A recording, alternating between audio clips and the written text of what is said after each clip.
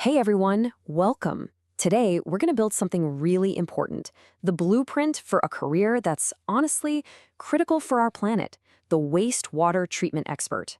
We're going to uncover all the skills and knowledge you need to really master this vital field. So, think about this. How do we actually turn polluted wastewater back into clean water? It's a huge question, right? And it affects every single one of us. I mean, every time you use water, it's got to go somewhere and get treated. But how does that whole process actually work? What does it really take? Okay, so let's dive in.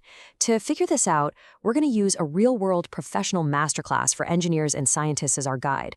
It's kind of the perfect way to map out the exact path from, just starting out to becoming a total pro. All right, first things first. What's the main challenge here? What is every single wastewater professional trying to solve? Well, it all boils down to one thing: meeting some incredibly strict environmental standards. Yeah, before you can even think about building anything, you've got to know the rules of the game.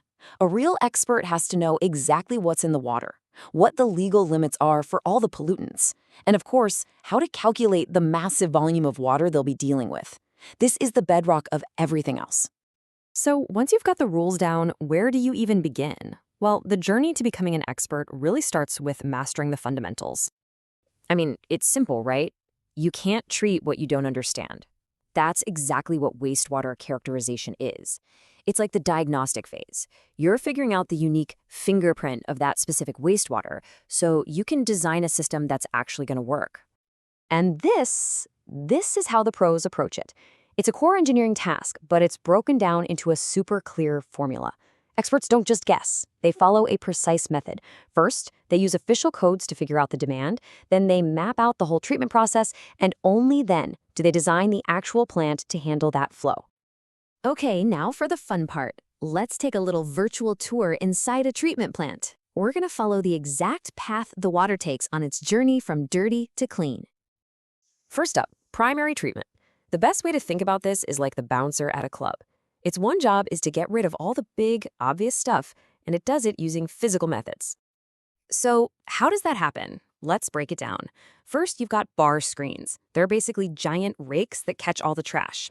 Then, special chambers separate out oils and grease. After that, something called coagulation and flocculation happens, where chemicals are added to make tiny particles clump together. When they get heavy enough, they sink to the bottom during sedimentation. Pretty simple, but super effective. All right, next up is the real heart of the whole operation, secondary or biological treatment. This is where the magic really happens. We're basically unleashing a whole army of helpful microorganisms to do the heavy lifting for us. And this is where some seriously cool tech comes into play. Experts need to master systems like moving bed biological reactors, MBBRs, and sequential batch reactors, or SBRs. You can think of these as super advanced homes for good bacteria.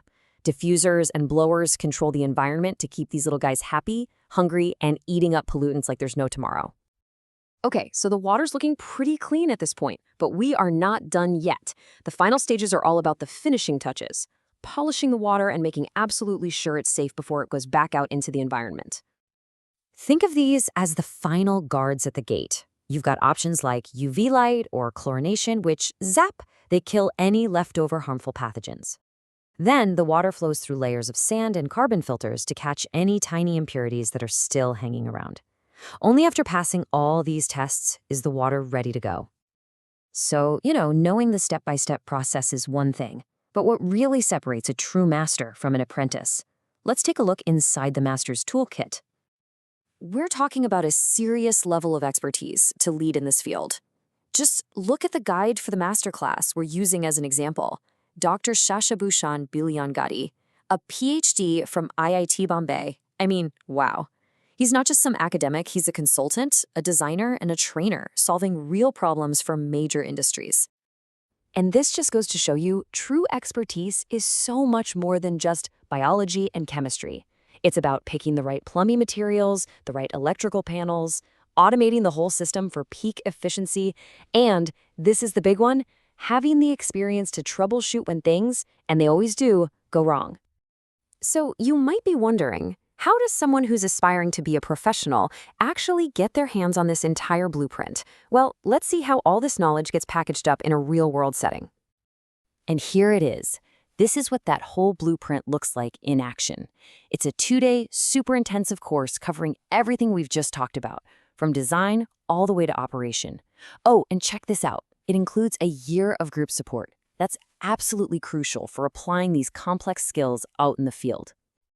And, like you see with a lot of professional development courses, there's a tiered fee structure. The regular fee is 9,900 rupees, but they offer a pretty big discount for folks who sign up early.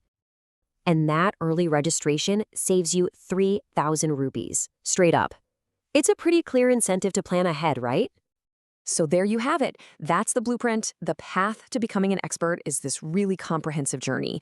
It starts with the basics, the science and the regulations, then it moves through all the core treatment processes, and it all comes together with those advanced skills of design, automation, and real-world problem solving.